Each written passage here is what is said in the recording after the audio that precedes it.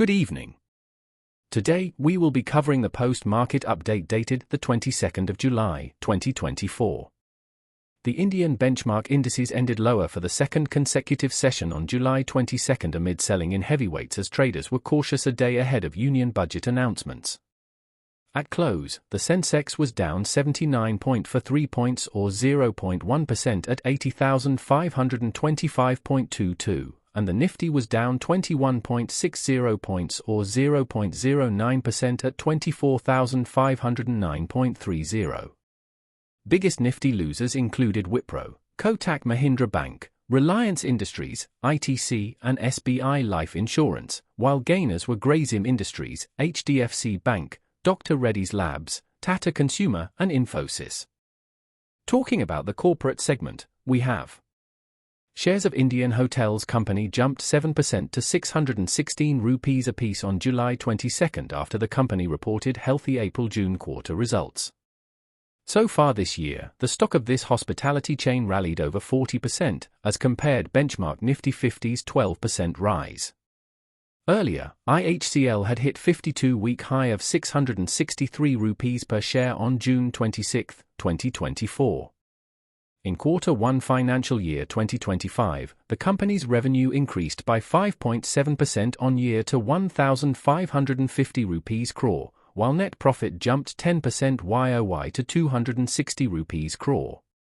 Operationally, EBIT declined by 9.6% YOY to 450 rupees crore in Q1 financial year 2025 and margins expanded by 10 basis points YOY to 29%. New business verticals that comprise of Ginger, Cumin, and Amastays and Trails reported revenue of 162 rupees crore in Q1 financial year 2025, up 37% over the previous year. Reimagined business of TEJAS and the Chambers reported revenue of 274 rupees crore, up 17% year-on-year. During the quarter, IHCL opened 6 hotels with Seal Kaishan's Hotel in Mahabaleshwar, Vivanta in Jamshedpur, Ginger in Nagpur and Jamshedpur, and Tree Life Resorts in Gangtok and Srinagar. Shares of TEJAS Networks fell up to 6% on July 22 on NSE even after the company reported strong earnings for the first quarter of the current financial year. The company reported a net profit of 77 rupees crore as against a loss of 26.29 rupees crore in the year-ago period. Its revenue increased by 696% year-on-year to 1,496 rupees crore.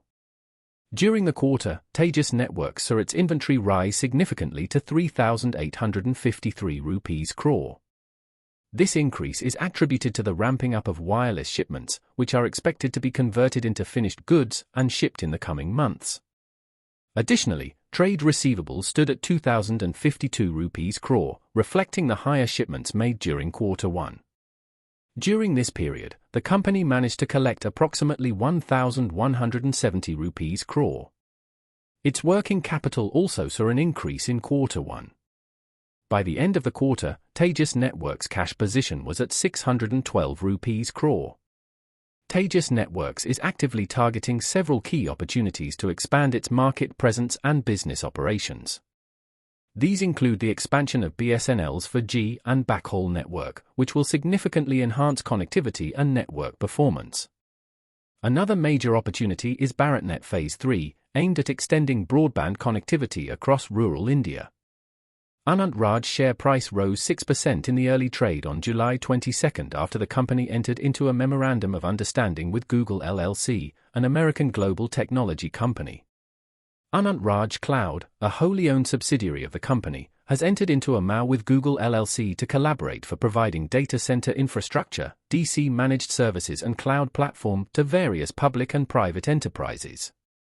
The company will also develop innovative technological solutions for potential customers. The parties will collaborate closely to assist customers in developing purpose-built AI-infused solutions for data infrastructure, productivity, and security. The share touched a 52-week high of 551.95 rupees and a 52-week low of 180.85 rupees on the 9th of July, 2024 and the 11th of August, 2023, respectively. Currently, the stock is trading 8.61% below its 52-week high and 178.91% above its 52-week low. WIPRO shares fell as much as 9% on July 22 after the company delivered a weak Q1 financial year 2025 performance, with a 1% quarter-on-quarter decline in its consolidated revenue. This is particularly concerning when compared to its competitors, TCS and Infosys, which reported 2 to 3% quarter-on-quarter growth.